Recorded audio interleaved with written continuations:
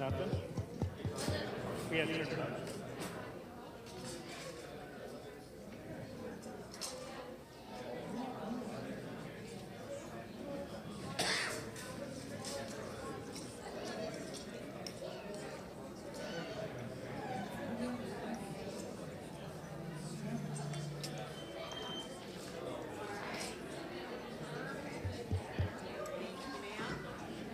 Good morning, everyone.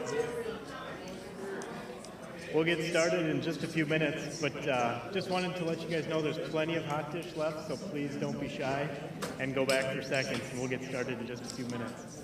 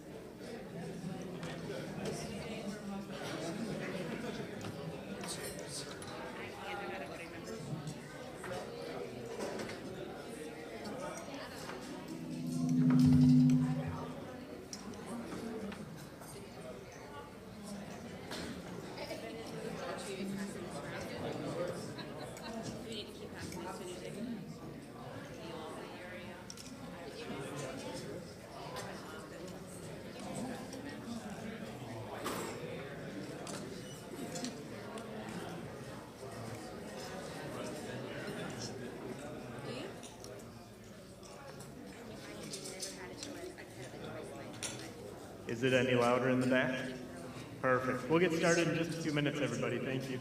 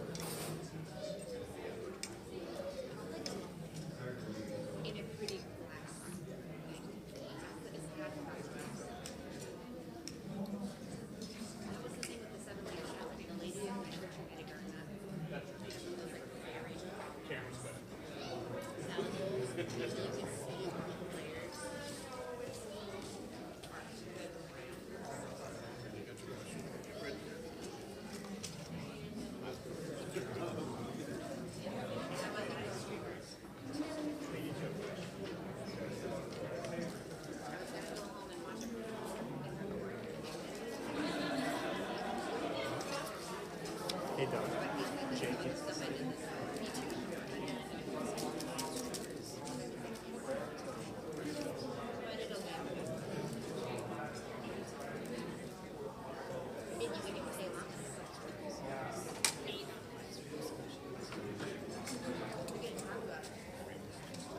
Yes. Look at that, see? Hey, look at there. Look at Nobi. Yep.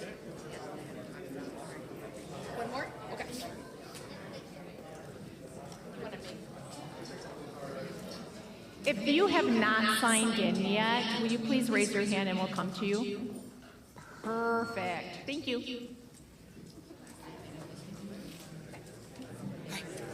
Okay, but now you're part of it.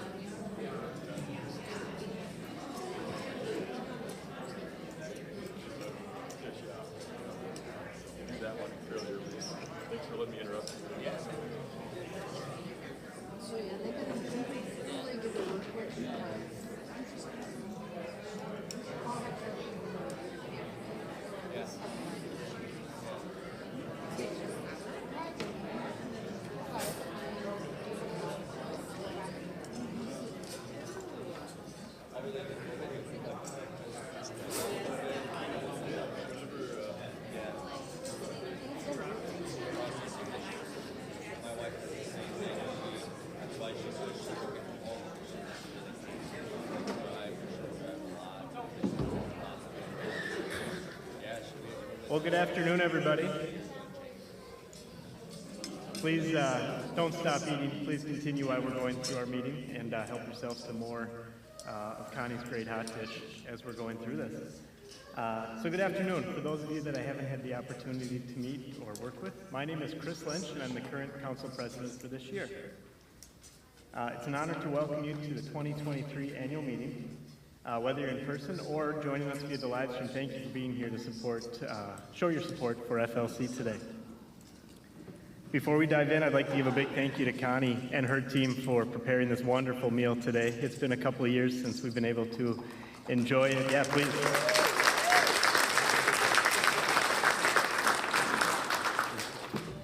So lots of prep work went into making this possible, so thank you to Connie and her team for making it possible. So to kick things off this afternoon, I'd like to invite Pastor Kevin up, and he'll lead us through a prayer. All right, well, it's great to be at the church with you. It's always a good time to be at the church, and thanks for being here, for the gifts that you bring. If you would, join with me, if you can see the screens here. I'm going to grab the wrong remote. I'm off to a really good start, everybody. How well you can see that. But let's join with me as we kind of pray about being the church and going into the future together. Let's pray. O God, you have called your servants to ventures of which we cannot see the ending, by paths as yet untrodden, through perils unknown. Give us faith to go out with good courage, not knowing where we go, but only that your hand is leading us and your love supporting us through Jesus Christ our Lord. Amen. Today we celebrate great ways that God is at work through you, and we're going to, throughout the course of our time together, give out what we call the Light of Christ Awards. It's an award, especially the ways the light of Christ shines through people, especially behind the scenes. And we're going to do a number of those later on. So if somebody has to leave early or something, let us know. But I'd like to invite Pastor Kristen to give out our first award. Greetings. Our first award goes to the Child family. Some of them are here. Well, there you are, right in front of me. Michael and Kirsten and Oliver and Charlie participate in music at FLC. They facilitate our new game night, and they take wonderful care, which means they spoil our staff. They are a bright light. We are so lucky to have them in the community with us. So I'm going to invite you up. We've got an award to give you, and let's give them our applause, too.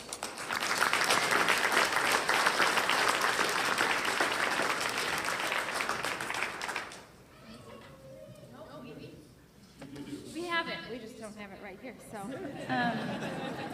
while you're here, how about you share a highlight from the latest game night? What did you play?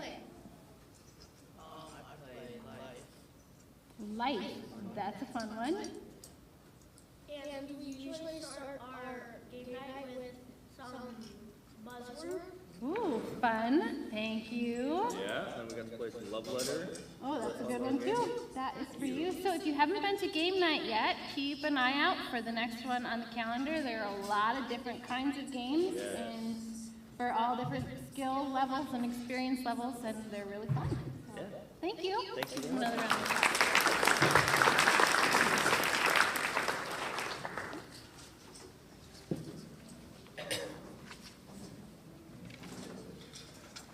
Well, thank you, Pastor Kevin and Pastor Kristen. At this time, we'll call the meeting to order today. We've met our quorum numbers, so thank you very much for being here and showing your support. For today's meeting, we'll follow the Robert Rules of Order, and we have one main motion, all-encompassing motion that we'll use later in the meeting for electing officers, approving the budget, things of that nature. So that'll come a little bit later.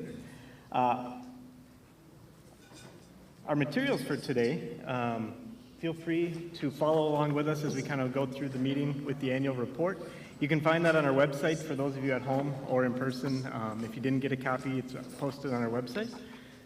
For voting, you'll see QR codes at your table. There'll also be a ballot that's passed out a little later. You can feel free to scan when it's time to vote or fill out the paper ballot. And for those of you at home, the QR code will be posted as well so that you can participate in the vote.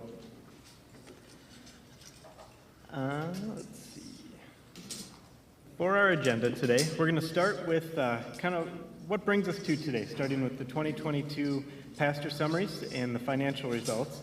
And then we'll pivot and we'll talk about 2023 and where we're hoping to go this year. And then we'll move into our elections and voting, and then we'll move into the Light of Christ Awards. So now I'd like to invite Pastor Kevin back up to give his report. All right, well, I want to start with a word of thanks. And first, thank all of you for being here today. Thanks for the ministry that you do all throughout the year. And so, interest of time, I know I'm not going to say thanks enough, but from the bottom of my heart, thank you for the privilege of being one of your pastors. Thank you for all the ways that you live out faith and live out this ministry together. Ministry is all of us together, but I'd like to, if I could, have our current council members who are here. Would you stand, please? Our church council members? You would stand? We give them a round of applause. All right. You can be seated. I want to highlight as well that today we've got 4 council members whose terms are concluding. Rachel Harmon's one of those. She is feeling ill and not with us here today. But Chris Lynch concluded a 3-year term, and he'll actually be on the ballot again for another 3, and has been a great president for us. Thinking Peter, Elliott, and A.J. Cook. Peter and A.J. have both completed 6 years in a row, and thank you for being the church for us in that way. A.J. served as our president during that time as well, but thank you all for your role in that. Also want to give thanks for the staff that I get to work with. Could our church staff, would you stand up, please? Okay. Awesome. We're kind of quiet. All right. Well, thank you. Well, as I say, there's great, wonderful folks that we get to serve together with. So we're going to do a quick look back on this past year and then look ahead as well. And as we do that, I want to share and want to say thanks again to you. In 2022, this was the first full year that we've had Pastor Kristen and Pastor Ben here with us. As you see, our 3 key initiatives this year, our ministry is bigger than pastors, that's for sure, but that was really integral. And so thank you. That was a huge deal 2 Octobers ago, because of your giving, being able to call them to share a full-time role together. And they're just an amazing gift. They're great for our culture as staff, good sense of humor. Sometimes things are hidden in different places, but it's a lot of fun. They're also, my whole staff is wonderful. Pastor Kristen and Ben in these areas, because of them joining together, we got things like First Wednesday worship, and they've been just a gift for our culture, and they're just really good pastors. And so you have made that all possible. I'd like to invite Pastor Kristen and Pastor Ben to come forward as we look at these initiatives that they've been a part of this past year, and then we'll do some looking ahead together. But I don't say that enough, but I've got awesome colleagues, and I think of all the things that we're able to do with Pastor Kristen and Pastor Ben here, we always have more ideas, come on up, than what we get to on that, but just amazing colleagues. And so if you want to share about those different ministries of strengthening adult spiritual growth, of caregiving ministries, and service ministries. Pastor Kevin told us that what we're actually supposed to do is sing his praises. He said, I'm going to tell you to do X, Y, Z, but what I actually want you to do is talk me up. So that's what we're going to do.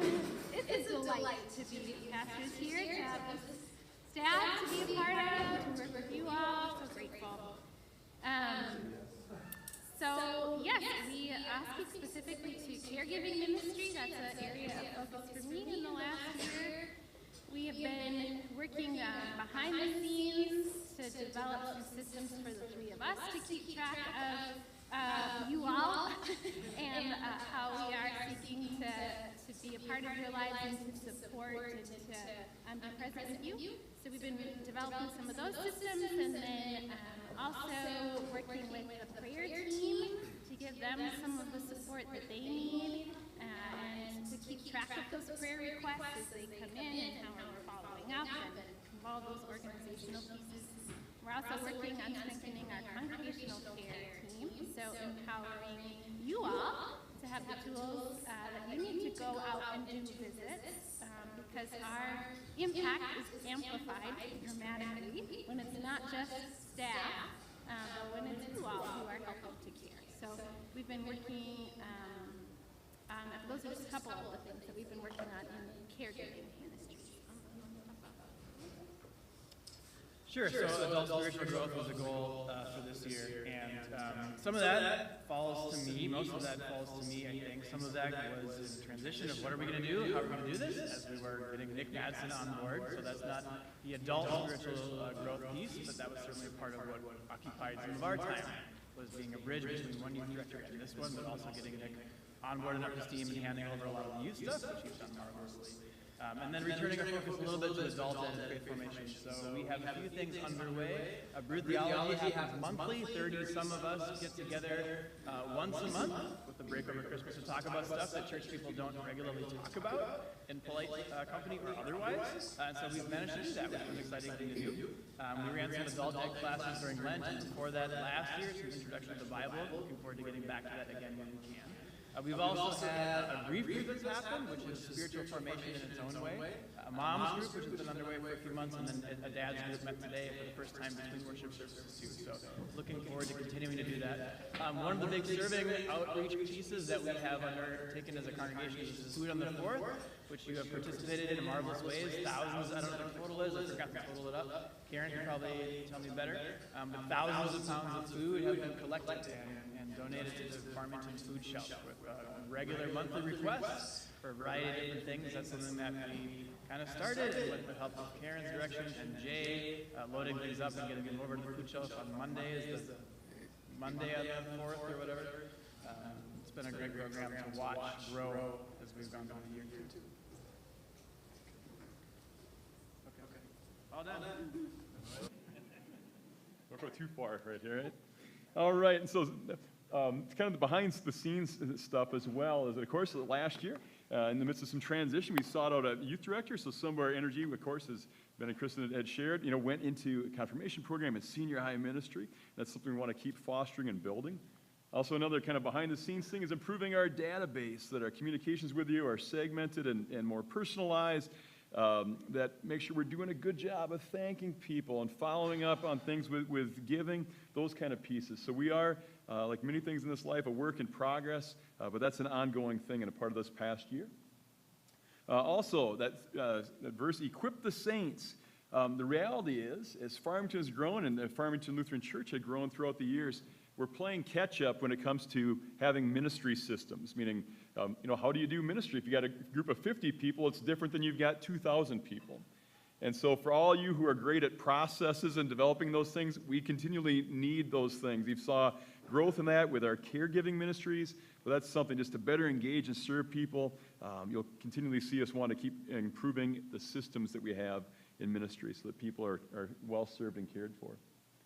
Also, as shared on there, listening strategies. You did some surveys, and I appreciate you participating in that. We want to know, hey, where's the Spirit at work? What are you excited about? So this last year, for instance, finding out people saying that desire in particular ways. Have a game night. Do some things to be connected, and we were able to follow up with a number of those things. I want to share a little bit. This next one is talking about, as Kristen and Ben say, we've always got more ideas than we have time. And so I want to share a couple things that are kind of works in progress or hopes, and not trying to be false advertising, but a while back, one of my hopes was that we would have a mental health ministry team. That's still on the docket. Each week, almost, I'm reminded how much we need to grow in that together. And so I am going to be looking to convening a group here early in this year, doing an assessment, looking at just ways that we can help people grow in their awareness, but also what we can do in some other ways, but following by what we hear in that assessment.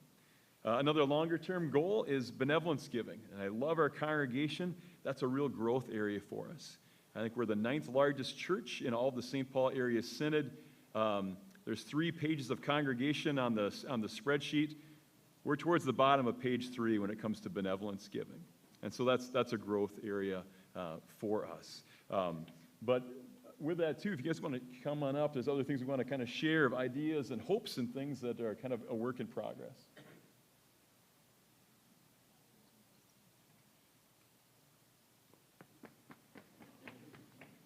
I'd like to bottle that up. I have some of it.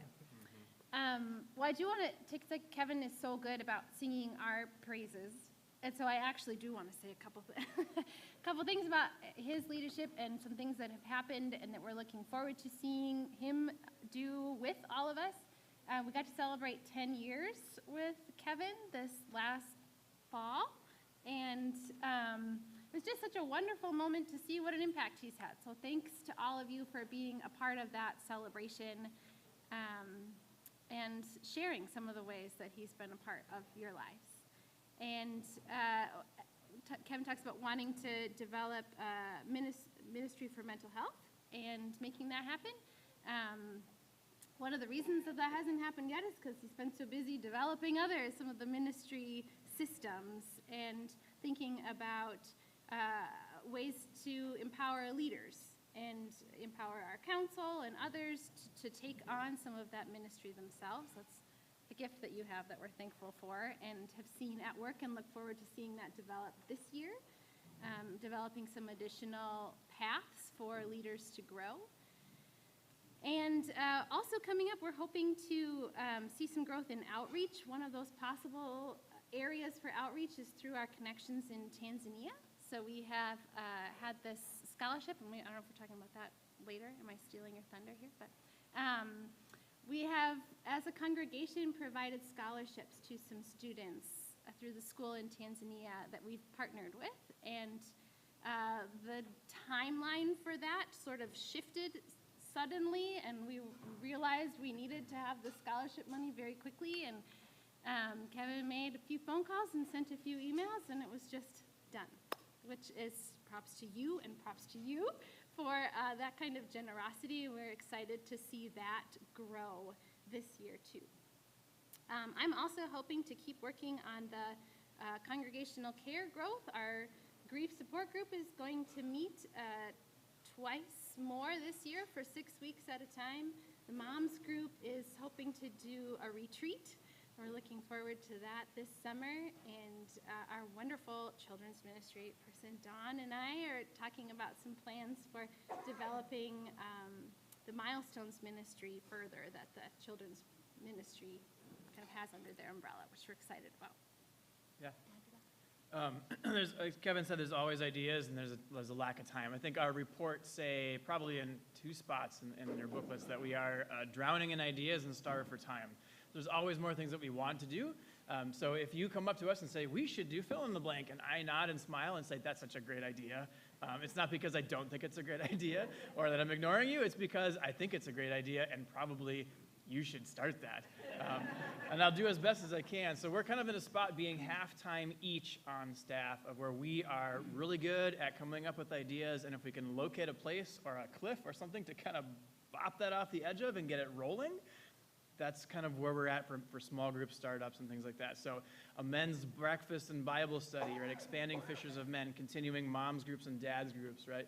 Making a Minecraft lab for our kids, thinking about after school things here on Fridays. We have a grand idea, or I have a grand idea of making some network system for busy families where we can do frozen meals, and if you just can't get a meal that's not McDonald's for a week because you're too busy going from place to place, maybe we can facilitate stopping by church and grabbing something frozen or heating it up for a family on the way out the door, whatever the case is. There are lots of ideas and lots of ways to connect, and just a lack of time in terms of when we can do those. So Brood Theology will continue. Those groups that I mentioned will continue.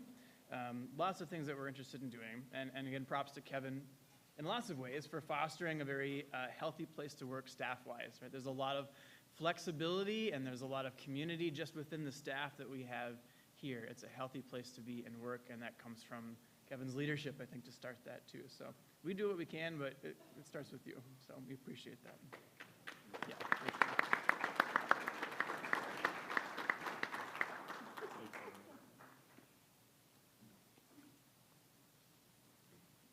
All right, we'll let the pigment go back out of my face here and go from there. Thank you as we continue on, and I hope not spending too much time on this, but in listening, continually want to know where we are called to put our energy in ministry. Where are you excited to put time? What do you want out of this experience? And so for this next year, these are the 3 ministry initiatives, or this year, I should say. Developing support groups and small group ministries. Pastor Kristen headed up a grief group, and we had people kind of asking for that prior to it being there, and now that they've experienced, saying, we want to have that happen more often. And so that's one of our hopes, is the dad's group, mom's group. That was all of that listening. Those have started as well. We want to keep growing in our connections to the broader community. and to grow in those opportunities for service, like Food of the Fourth. We currently have Head Start in our building 5 days a week as well. Those different places where we learn what the needs are and we can respond. And we want to keep strengthening our ministry to our youth. And you'll see us doing things now, pre-con, and not that there's ever a silver bullet, if you will, but of what we know for best practices of what should you do if you want your children to be connected to church and have faith. So doing some things like pre-con is a special kind of focus for our sixth graders and their families, meals together, some teaching to kind of prep them for that. Those are some things that have been happening. We want to strengthen in this next year. One of the realities, it's a different world, not just the 80s sitcom, but it just is. And as I share that, some of our hopes, for what we want to do in those programming was really dependent on some additional hours for pastoral staff. And want to share a little bit of this picture, and maybe I'll share this now. I'll share this. I'm already there. But our giving for next year and these last years has been pretty flat. And you should know this. Conversations that we're having now going, oh, hey, we ran a little bit of a deficit and we're protecting it for next year, are ones that I heard other colleagues from other churches talk about 2 years ago and last year, and now we're having some of those conversations ourselves. I'm in a network of ELCA churches around the country. In a conference call, found that 84% of those churches who were in that conversation, their giving is less than or equal to what it was pre-pandemic. We've been pretty flat. I think we were $2,000 ahead of where we were last year. As I share that, it's a complex story. And so I want to say thanks in this. We had 182 folks, 182 households who returned statements of intent. And this number isn't perfect, but well over 100 increased their giving for next year. So think about that. You got about 2/3 of your households who responded and said, we're going to increase our giving. That's awesome. Okay? And with that shows like a $65,000 increase. Also part of the complexity of that story is change happens.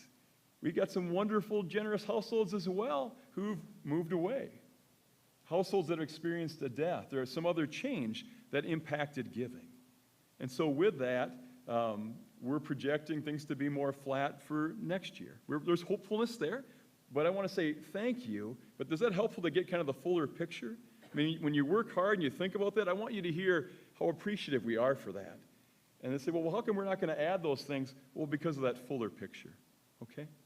I want to share just some of these different trends, talking about being a different world. I was at a conference, and some churches were talking about, well, if the pandemic didn't happen, everything would just be perfect. And the reality is that chart in the lower right-hand shows trends of less Christians involved with churches, less people at worship, has been a trend that's been going on for a while. The pandemic just sped up the trend a little bit. We probably advanced 3 years or 7 years into that trend over the course of 2 years. Does that make sense? And so this is not that all hope is lost. We finished this last year with a $26,000 deficit. And again, lots of great stories of generosity, but that fuller picture of other changes in some households have us in that spot. And so we are projecting a deficit next year of $65,000. And that, of course, is not sustainable. And so we got good folks who continue to watch that. We're going to and we'll talk about what we go from here. But I want you to, as I hear that, just have that full picture, but know that there is hope on that. Where do we go from here? One of those is we keep living out our mission. I loved it from our new members and others talking about, we love this church. Why? Because you have a mission. It's not just about you. Seeing things happen to serve others in the community. Having music and worship that they feel is vibrant and speaks to them. Having folks, whether it's folks who've experienced a death or other things, feeling supported by their church. We've got an important mission to live out, so we're going to keep being church. And part of that, too, is it's a different world. We're going to keep with our listening strategies as well. To kind of keep hearing, where's the Holy Spirit at work? We'll listen internally here, listen out in the community, keep studying, trying to follow where God is going. Like Pastor Kristen said, she said, maybe when church's giving is becoming flat, maybe the Spirit is telling us we're called to be church in a little different way. And so as you hear this, I don't think this is something we need to be totally afraid of or anything like that, right? It's just, we got to keep, trying to be the church as faithful as we can. One of our focuses this year, too, is we want to grow as a culture in abundance and generosity. Like, we are created to be generous, and it shows in lots of great ways. So we've got a theme you're going to hear, immeasurably more, throughout this year. Maybe you already saw Pastor Kristen did a mid-month money minute that was online this week. Just different things, getting us more comfortable, talking about how God has been generous with us and telling stories of generosity. And so that'll be a theme to kind of try to do things to kind of move us into a stronger future.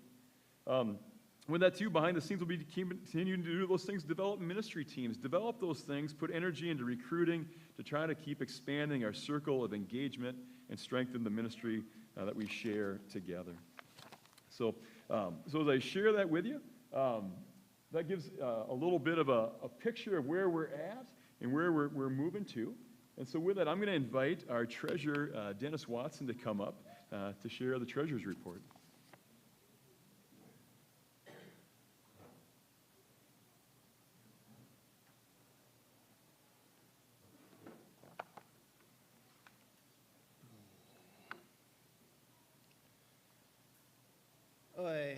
As I begin my presentation here, I think back to past treasurer Tim Hallstrom.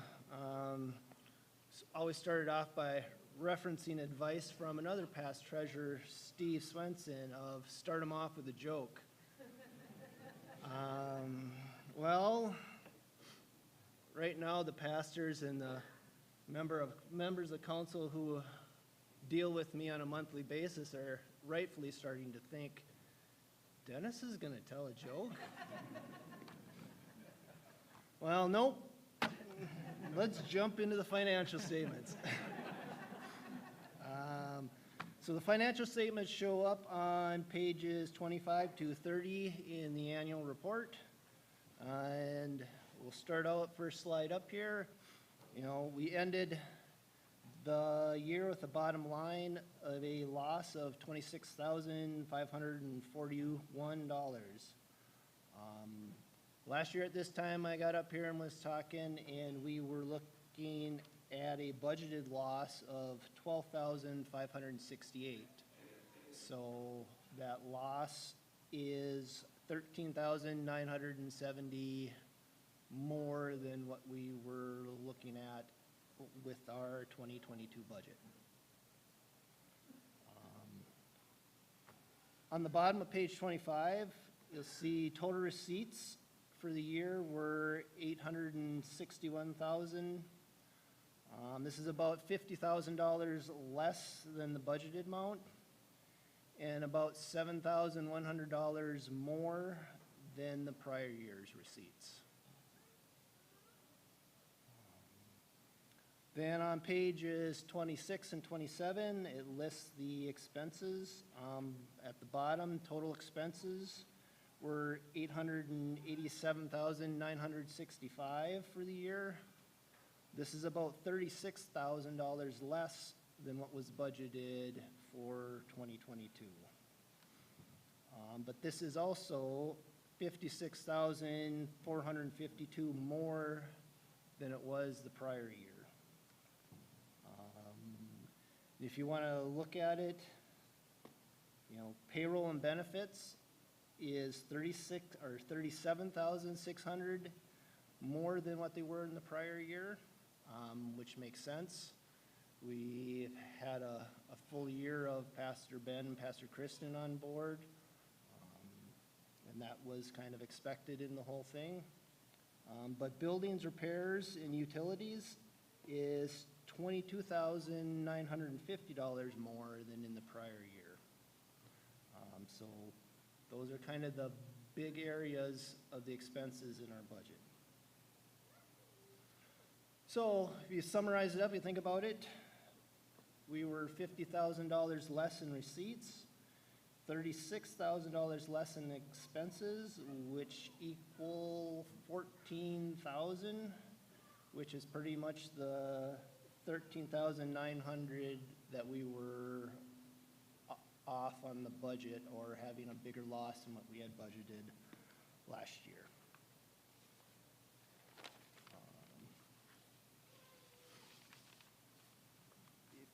If you look at it on the expense side, the payroll was actually $21,956 less than what we had budgeted for the year.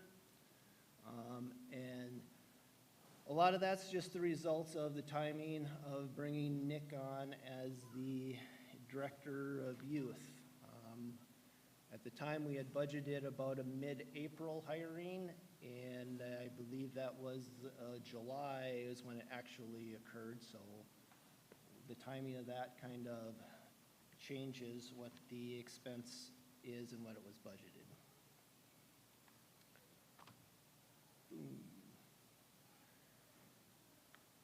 Any questions? If you guys got questions, just holler them out, because I know if it's me, if I think of a question and wait till the end of someone talking, I usually forget what my question was before I get to ask it. But if not, I'm gonna get to the next screen and just talk about offerings. On the receipt side, the offering section is the biggest section of the receipts. And the offerings for 2022 was the $807,229. But as the screen shows, you look at the prior 4 years, 805,000, 787, 802, 803. That's a pretty flat line over the last 5 years.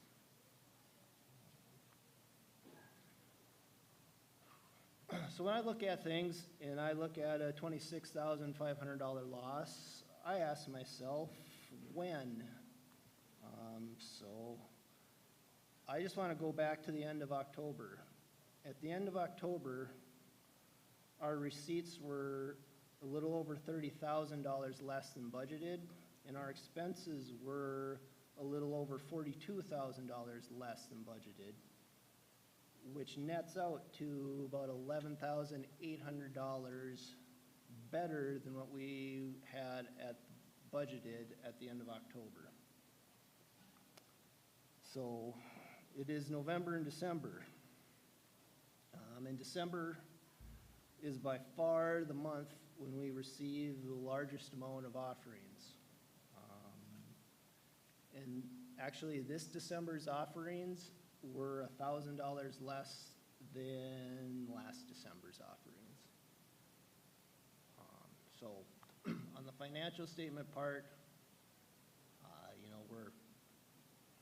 it's hard, and when you get a lot of your offerings come within the last month and a half of the year, and when that doesn't show up, it kind of puts a negative number on the bottom line.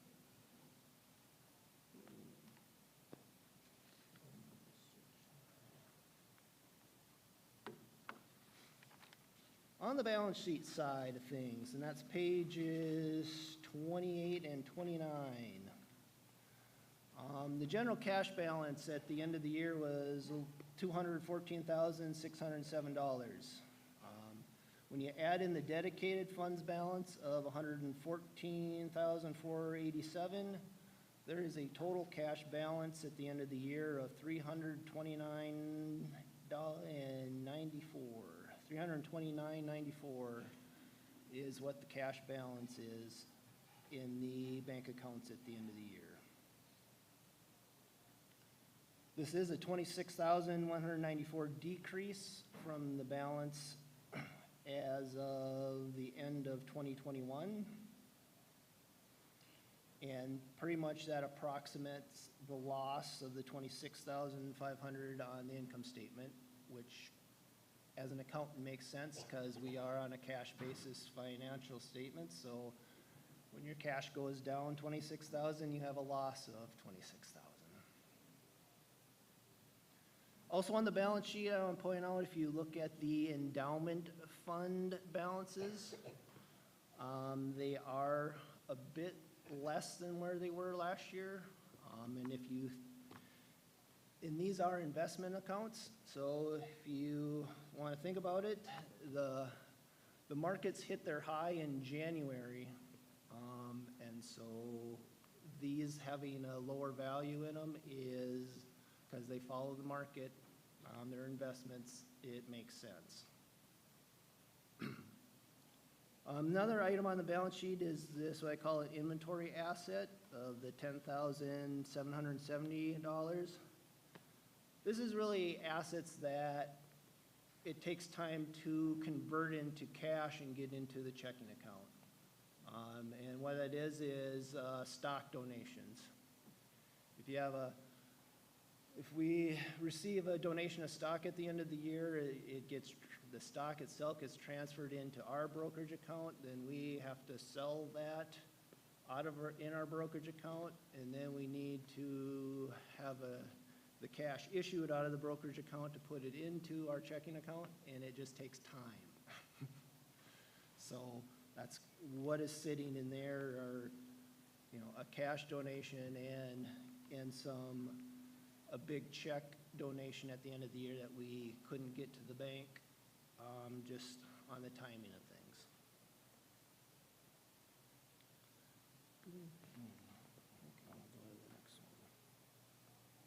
Okay, looking at our liabilities, here, the mortgage. At the end of the year, the mortgage has a principal balance of $1,020,137. This is down a little over $93,000 for the year. Of this paid down in principal, $19,613 came from the strengthening faith giving.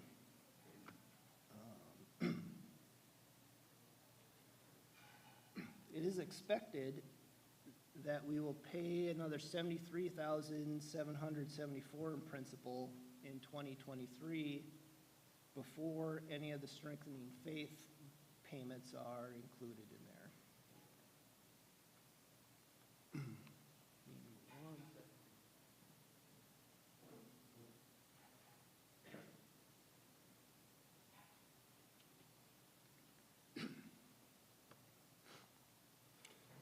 So as you can see, with the March 1st payment, the principal balance is going to be under $1 million.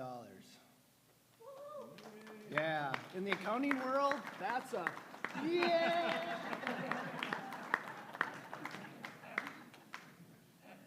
No, that's a big milestone. Looking out, I was involved when that note was written. Originally, the mortgage for this place, looking out into the crowd, I know there's a few faces here more than a few that were in those meetings when we took the mortgage out. So dropping that one off the front of that feels really good, and it's a big accomplishment. What did it start at? Anybody? One.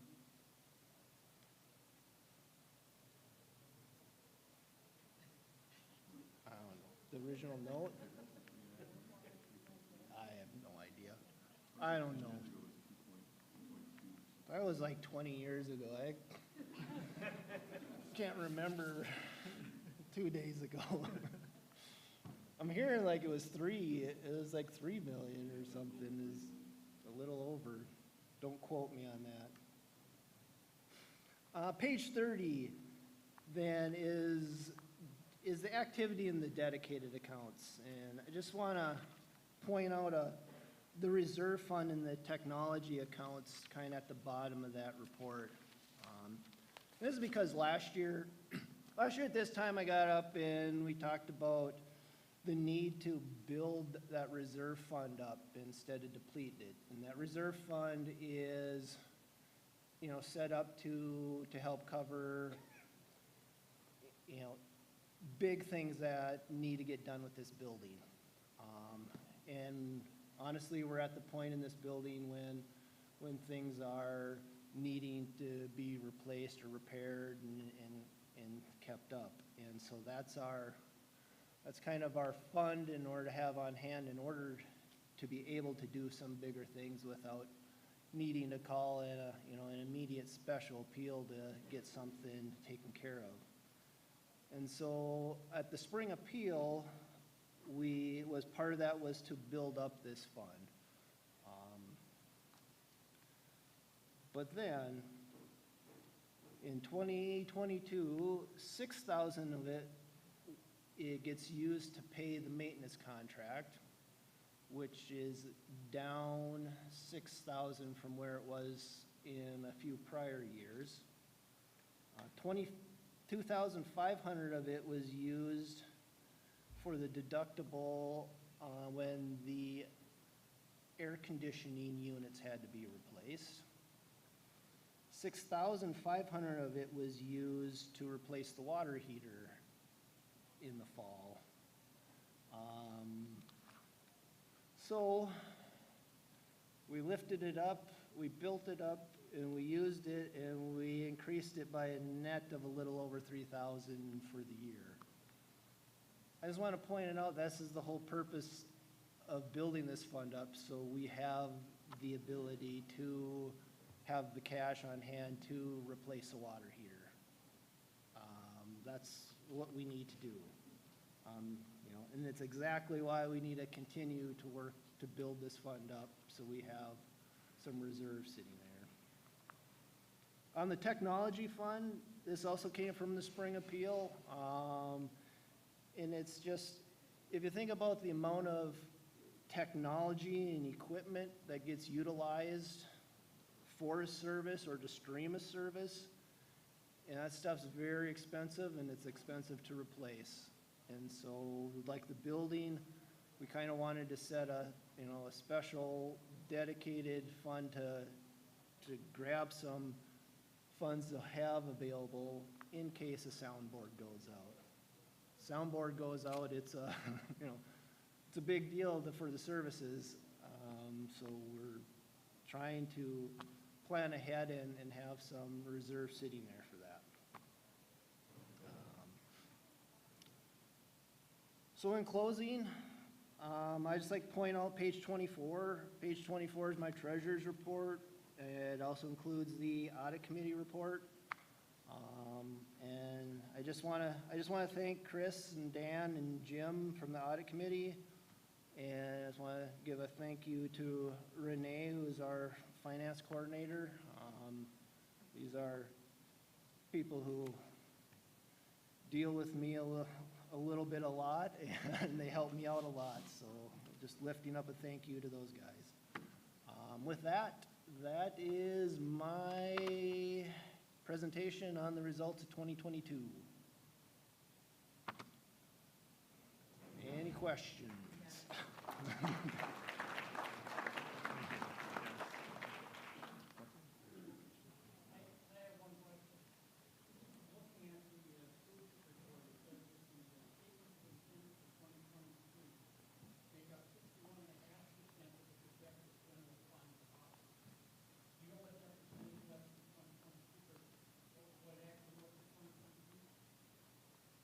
Look back, I think it might be fairly comparable.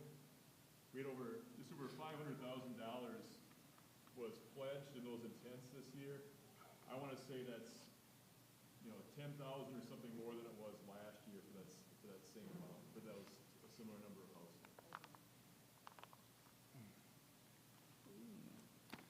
All righty.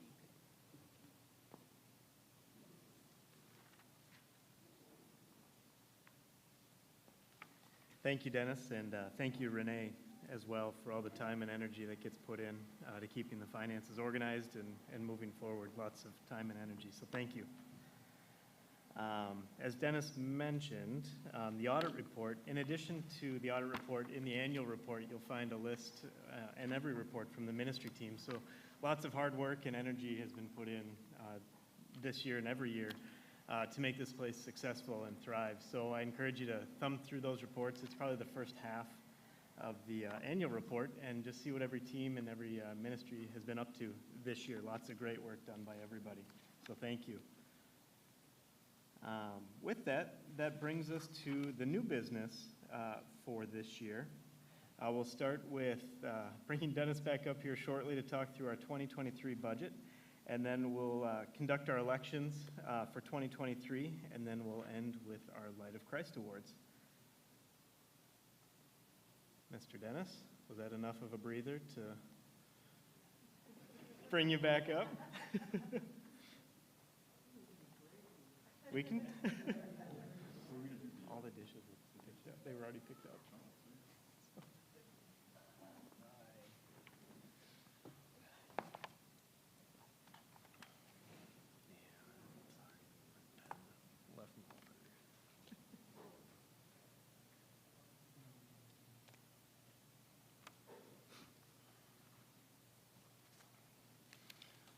Okay, the 2023 budget is on pages 25, 26, and 27. And it is the shaded column. So if you're looking at the pages, it's the shaded column that says 2023 budget. And that's what we're going to talk about here and go over a little bit. As Pastor Kevin talked about already, and we'll put her out there right now, the bottom line on the budget is a loss of $63,000.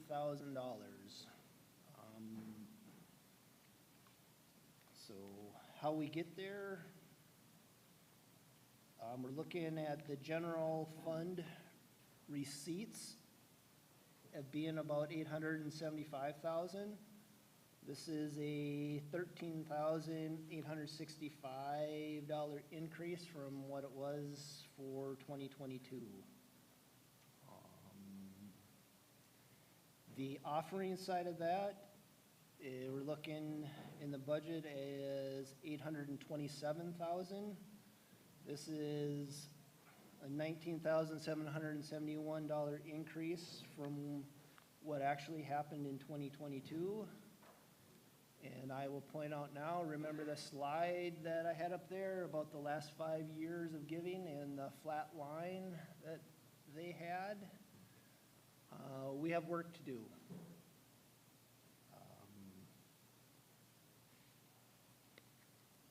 Looking at some of the other receipts, I honestly think I'm a little conservative on the receipts of some of the programming, children's youth, but you know, if we collect more than what we have in plans here, then it'll be a nice little positive for the year. So being conservative, I think this is what our offerings and receipts will look like.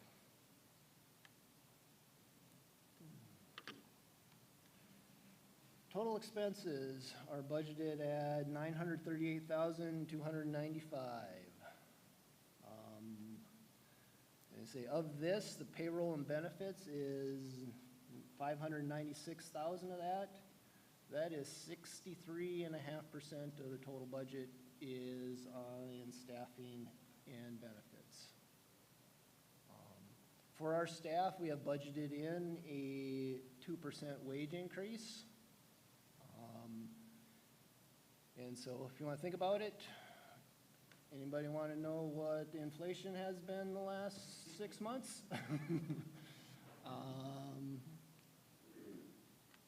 We're doing the best we can, but we can't. We need to stay within our means too. So we're budgeting a 2% wage increase. So at that, the payroll and wages is a $32,672 increase over the actual 2022 expense. But in 2023, the budget is for our staff that is fully staffed. And when I look back, this is the first time since 2019 that we will have a full staff of people on board and hired. Since then, when Pastor Rusty left, we hadn't had a second pastor for a while, and then we've switched over a youth director a couple times in that, right? We haven't been at full staff since 2019.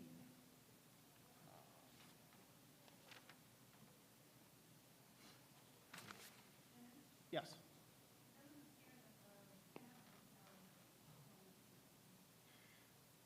That is because Pastor Ben and Pastor Kristen's salary in 2022 was increased to when we didn't have a youth director.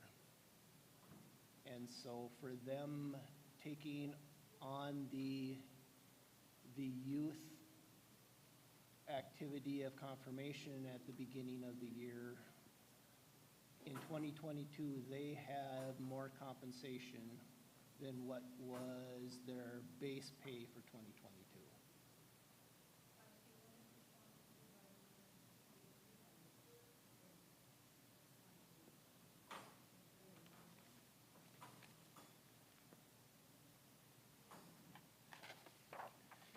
And that, and that is because on the 2022 budget, we had budgeted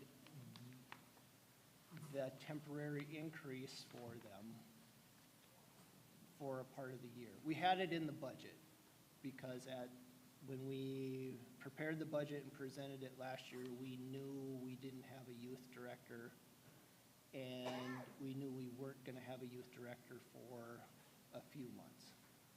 All right, so Pastor Ben and Pastor Kristen have a base salary, but we knew we had to increase their hours in the time period when we didn't have a youth director, and that was in the budget last year. That,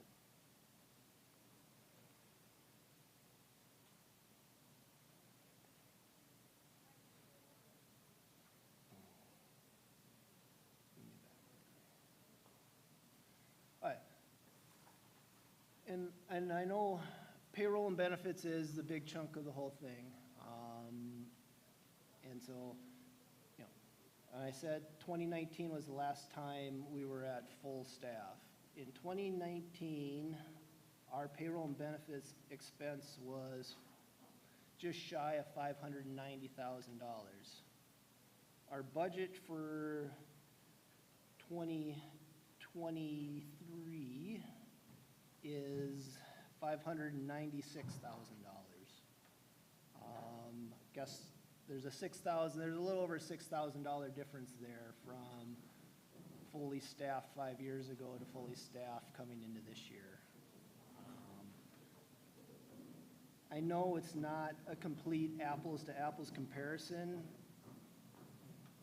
but we are not overpaying our staff by looking at those numbers.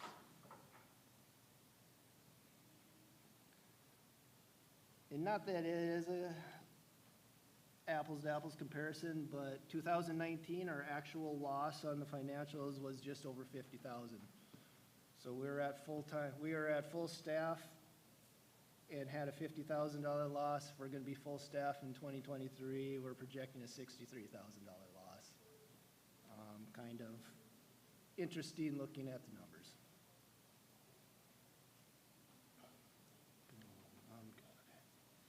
Okay, I already talked about payroll being 63.5% of the total budget. But if we add in the building, which is the mortgage, the insurance, the utilities, repairs and maintenance, now that comes to, adding all that in, that comes to 90.9% of the whole budget is in building and in staffing. The remaining $84,950 is the synod, the programs, the worship, and the office expenses, and that's about 9.1% of the whole budget.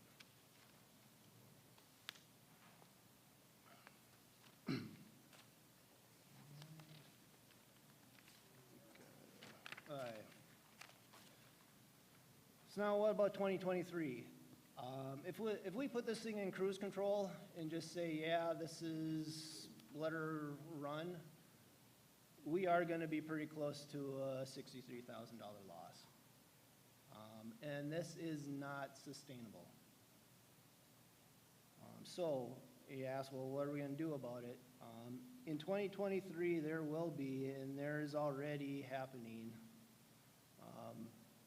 Pastor Kristen's Facebook video from a few days ago is an example.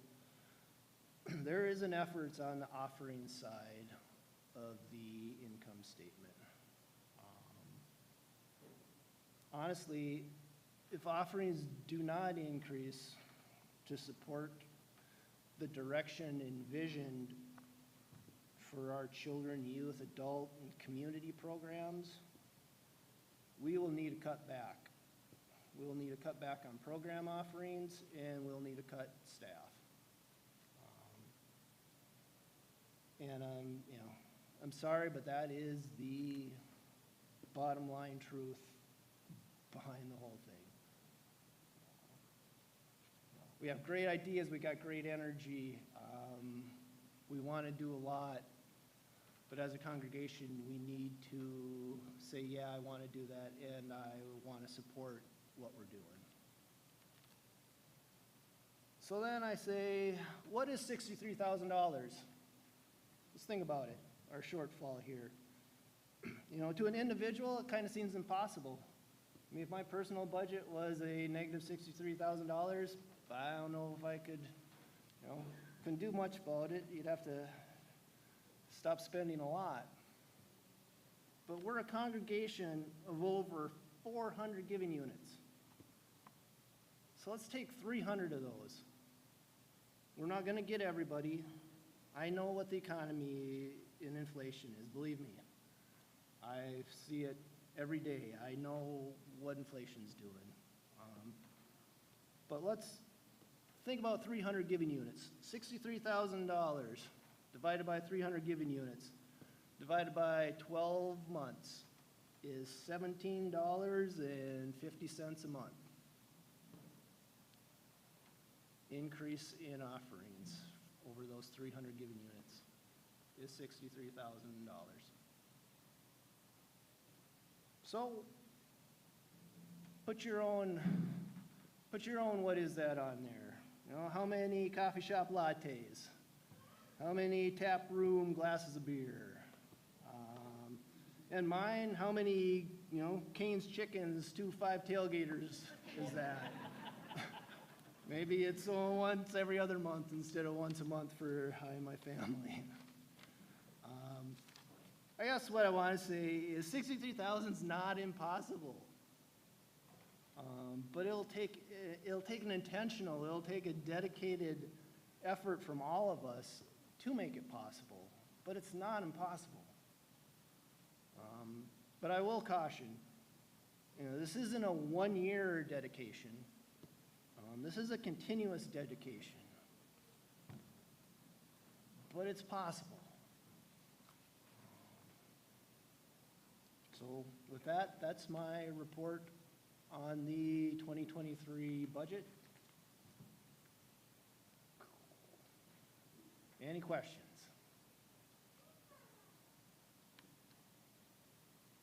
There being none.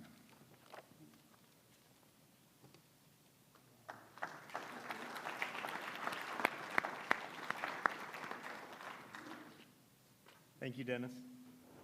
I echo what Dennis has said, that we've been presented with a challenge that I know we can take head on. We have a strong congregation, and when we all come together and when we dig in, there isn't anything that can stand in our way. So I stand with you today saying, let's dig in together and see what we can accomplish today. And with that, we'll move on to the next part of our conversation today, and that's the elections of our officers. On your ballot, that'll be handed out shortly, you're going to see Brandon Meyer up for president and Linda Landwehr as vice president. You will see Michelle Bouvet, Matt Dimich, Craig Beisel, and myself for the council. And you will see Kristen Lynch and Kristen Lynch for endowment, and Dennis Watson and Lois Lukey for finance, Rachel Harmon and AJ Cook for the nominating committee. So, Julie, if you'd be willing to hand out the ballots. We've got a couple different ways that you can vote today. In person, you'll see on your tables a QR code. If you feel like scanning it with your phone, it'll take you to a form that you can just fill out, or paper ballots will be handed out. For those of you online, you'll see a QR code and also a link in the chat. You can use either of those options. That'll take you to the same ballot that everybody has in person. We do need, as the ballots are being handed out, we do need to make a motion to approve the names that are on the ballot. Okay, thank you. And so for the people at home, if you could just say your name loud. Do we have Tim Grunler, thank you. Do we have a second to approve the ballot? Thank you. So that is approved. And if you would take some time now and fill out the vote, or the ballot. While you're doing that, we have a special video that we'd like you to take the time and watch.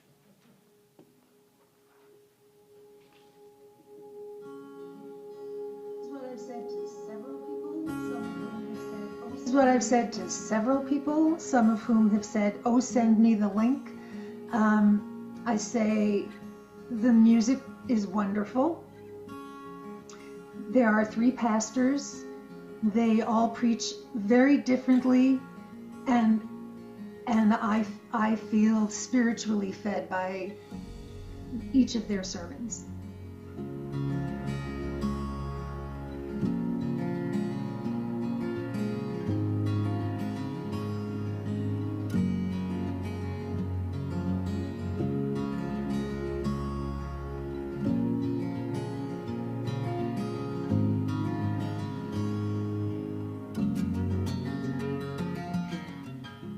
My son and my daughter grew up in this church building, and they are comfortable with every corner of this church building.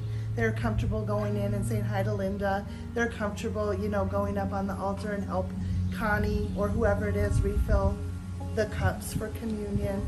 I just feel this church has not found a place, but has a place for our whole family. It's true. It gives me goosebumps and I'm about to cry. But it's like not all churches make you feel that way. And when you can have multiple members of your family that still feel comfortable. I've seen children growing up in this church building that are now, teaching other kids. And it's amazing to me. They feel like they're part of a community. I would say the people. I've really enjoyed everything being here. Pastor Kevin, Isaac, his son, we're in the same grade. He's been one of my closest friends since they moved here in like 3rd grade, I think. Pastor Kevin has just been, one of my greatest role models, I think, in my lifetime. He's just been there always for me, I feel like. It's been really nice to go to him. Also just, the directors, Don, Pear used to be here. Christine was always really nice. But now you got Ben and Kristen here as the new pastors and youth directors are kind of sharing that role. So that's really just important to me too. And it's just, for me, always as being able to come here and it's such a safe environment and to see my friends, I've just made lifelong friends here that I want to come back every week and stuff like that.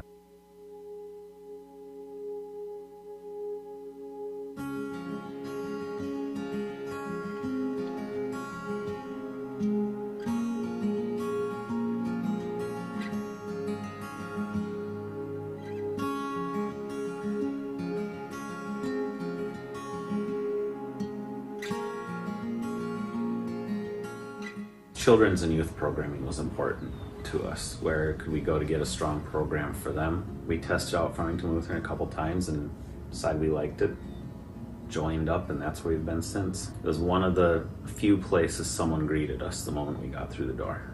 And as our kids have gotten older, we've gotten more involved ourselves too.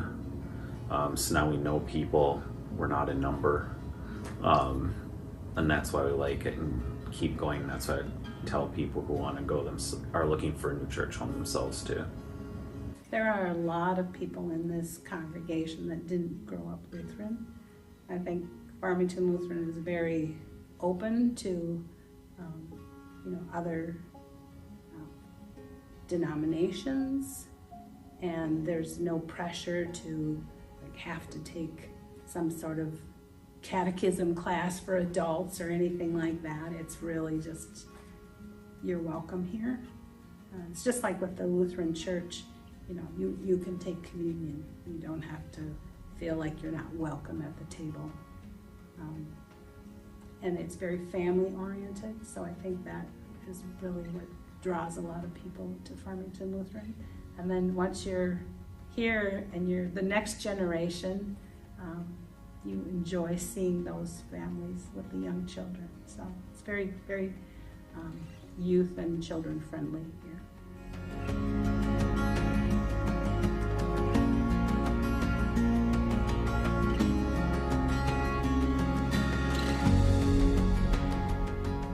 For me, as a woman with very, strong opinions and feelings, that just felt more home to me with a congregation or a church that allowed women to be pastors. In fact, when we first started, there was a woman pastor.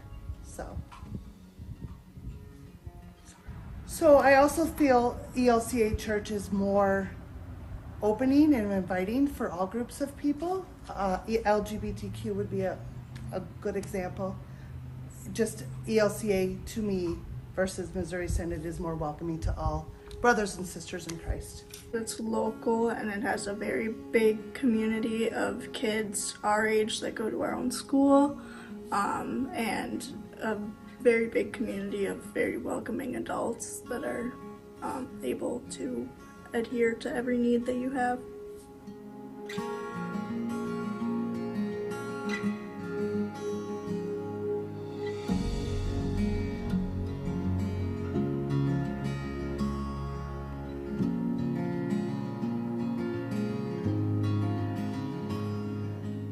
I appreciate the ELCA because it focuses more on inclusiveness and forgiveness, and not so much on you have to follow certain rules. Farmington Lutheran feels like my home, my church home, my support home, my friends and family home, and my connection to Jesus and God and our Savior. I have always felt welcomed here, supported here. The Sunday worship is a recharge, and it just supports you when you have bad weeks.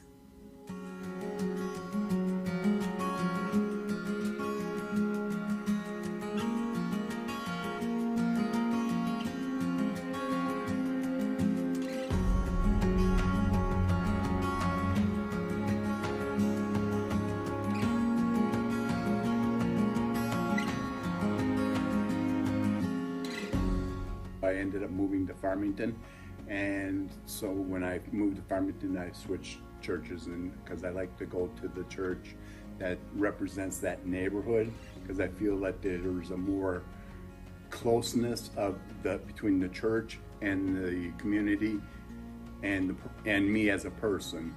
So it kind of brings in unity together. I started coming to Farmington Lutheran actually as a substitute musician for the handbell choir. And I came and I played for one service, and by the end of the week I had texted 2 of my friends and invited them to come visit. And I felt really convicted because, to be honest, in 20 years previous I had never invited any friend to church ever.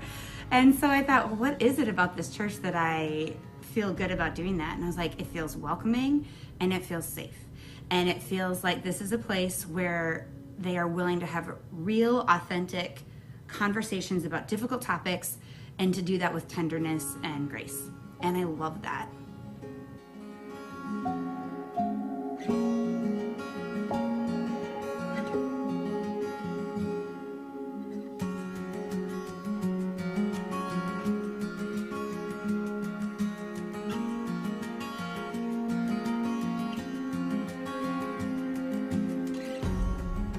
I would say that I don't just go to FLC. I would say that I am part of the FLC family, and FLC is a vital part of our family. And I feel that it's this community where people are met not just where they are in life, but accepted where they are in life. There's not hypocrisy in this church. I feel that this church does a wonderful job of accepting, including, and encouraging everyone that comes here. I feel very connected to Jesus through FLC, and it helps create the foundation that I yearn for myself and for my family. I come here because the ministries of Farmington Lutheran really coincide with my personal beliefs. I strongly believe that Jesus loves everybody, no matter who they are, who they love, where they're from, and that's what is taught here. All are truly welcome, and that is what I look for in the church home.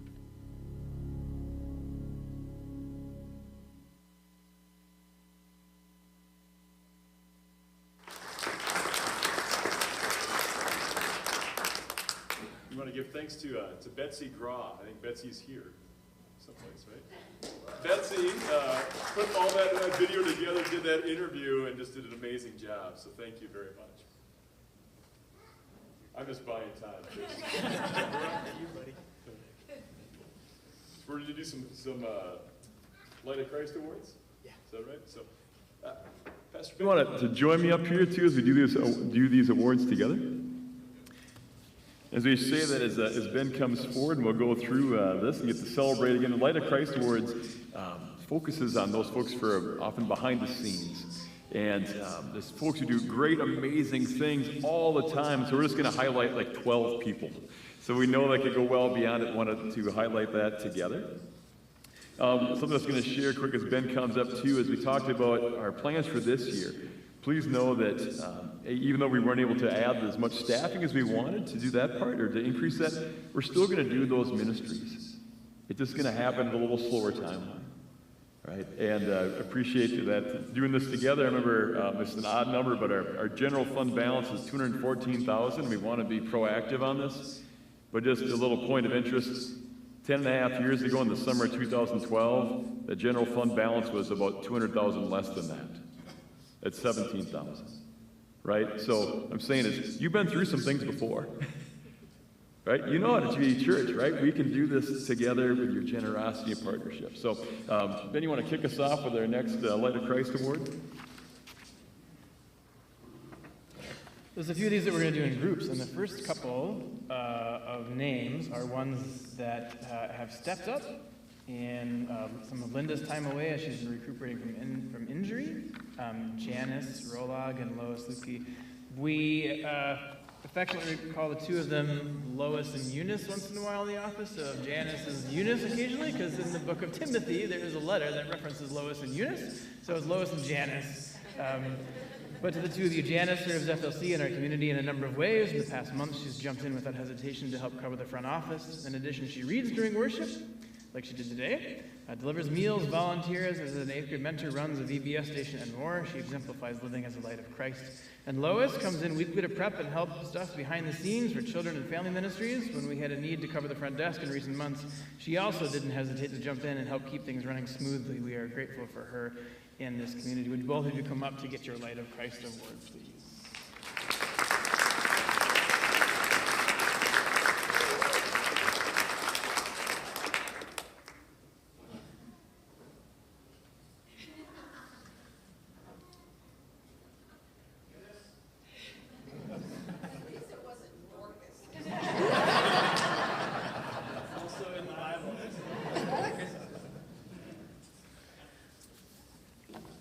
The next one I have on my list are the Lynch ladies, Kristen, Maddie, and Ava Lynch.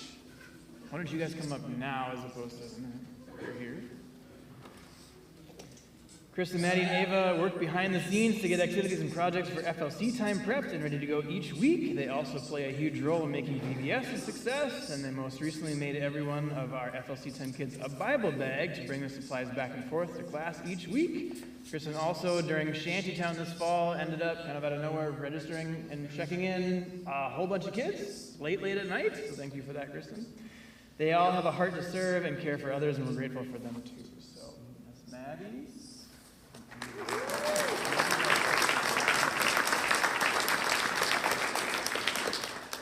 I also have some of our musicians here on our list. So Tim Grunler and Laura Jackson.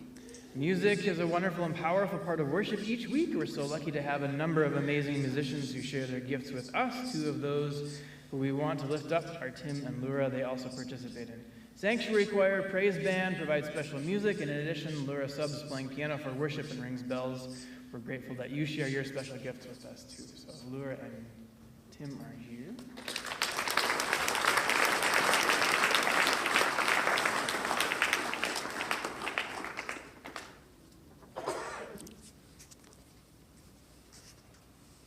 Lura also dominated the Christmas hymn bracket, so she has a reward forthcoming. And then lastly, the Lindell Woody family, along the same lines of music and other things. Farmington Lutheran is fortunate to have so many talented musicians who share their love and talent with us each week. The Lindell Woody family, Sarah, Mike, Becca, Braden, and Matthew, are often found on the music stage. Throughout their time at FLC, they've been a part of basically every music opportunity offered. Bells, choir, praise band, youth band, special music, and anything in between. Are any of the Lindell Woody clan here today? They don't see them. You can give them a round of applause. Maybe they're on the left. Thank you.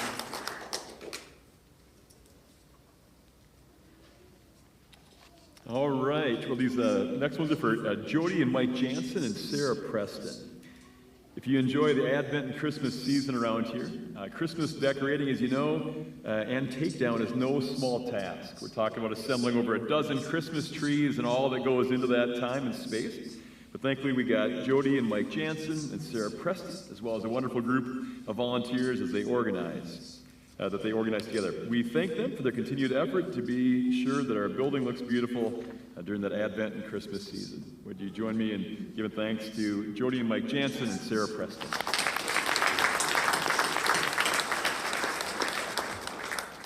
All right. The next family I want to highlight is the West family, Lee, Susie, Tommy, and Tyler. And they're right over here. And if you come to 8:30 worship, you know the West family. I think Tommy and Tyler have bailed me out or bailed us out as acolytes. I don't know how many times. They're there training in the new acolyte who's not quite sure what to make of everything.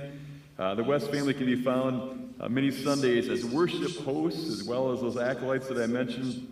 The great worshipers and guests in warm and welcoming ways. This past December, one of those other places they saw there was a need. We've got all these poinsettias in the building, and to make sure that they are watered each time you are here. And so those are just some of the ways. But please join me in giving thanks to the West family today. I invite you to come forward.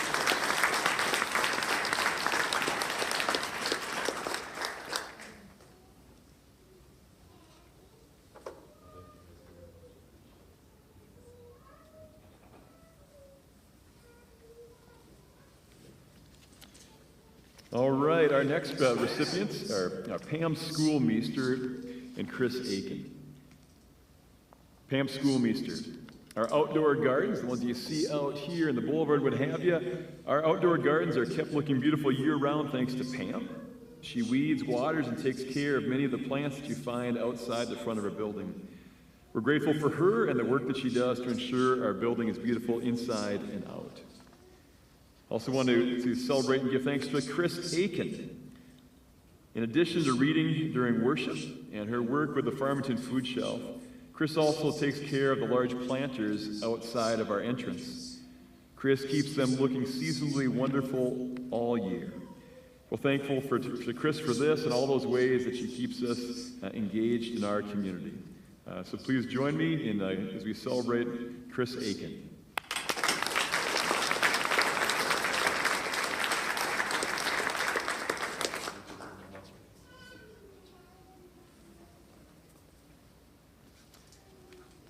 All right. Last but not least, I've got Bruce Orheck and John Oney. Bruce is one who you see behind the scenes. Bruce takes on an extremely important task each week of creating the screens that we use for worship each weekend. In addition to creating the screens, you'll find him many Sunday mornings in the audio-video booth running the live stream as well. And he loves it when I call it this, but please join me in giving thanks to Don't Let Me Down, Bruce Orheck.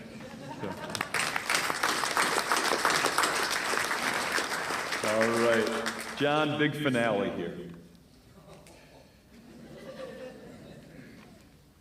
John, Oni is a fairly new face around here at Farmington Lutheran, and we're so grateful to have him here in this community. John has worked with the properties team on several projects. If you look here, we had cracking going on our walls. You see in those different spaces here that wood trim that's been put in there. That's one of the projects that John has done for us here recently. John is quick to jump in and help wherever he sees a need or is asked, and we could name different projects as well. Let's say thank you, John, for sharing the light of Christ here at FLC.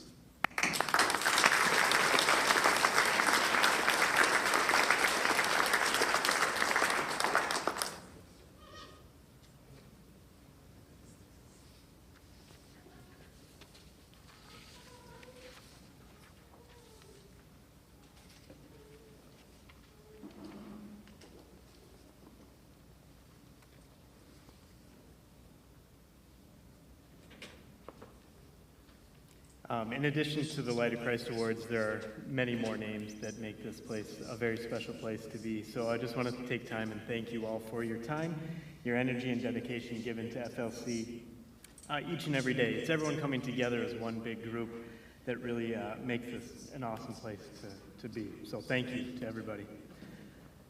With that, the election results, thank you to everybody in person and online that took the time to vote. Happy to say that every question and measure that's been voted on has been approved. So thank you to everybody for taking the time to do that. And congratulations to all of our new officers, council positions, and committee members for your new roles this year. With that, I would like to close out my time as president of the council with a heartfelt thank you. Thank you to the pastors, the staff, the members of the council, and the congregation here at FLC. Without your prayer, support, dedication, and energy from all of you, we wouldn't be able to accomplish the many goals that we set out to achieve this year. So thank you. Thank you. Thank you. With that, it is an honor to welcome this year's council president, Brandon Meyer, up to say a few words and close us out.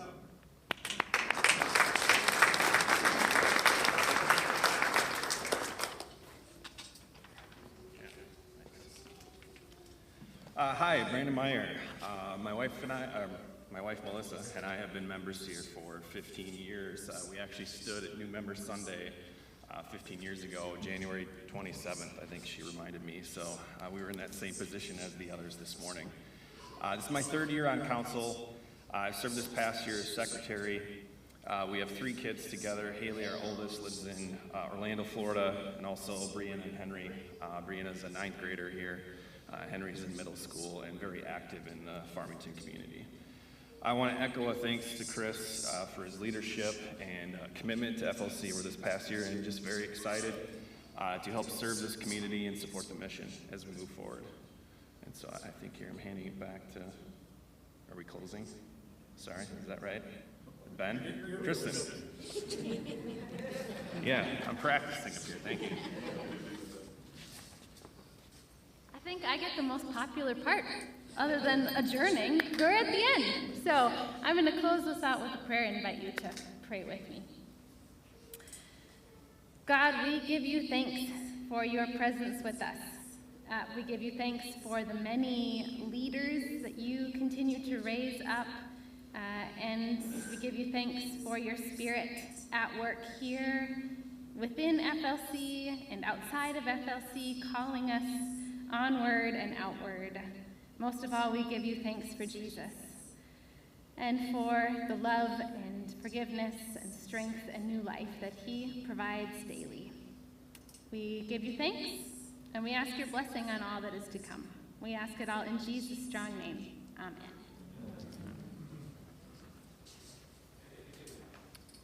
And I'd like to make a motion to adjourn.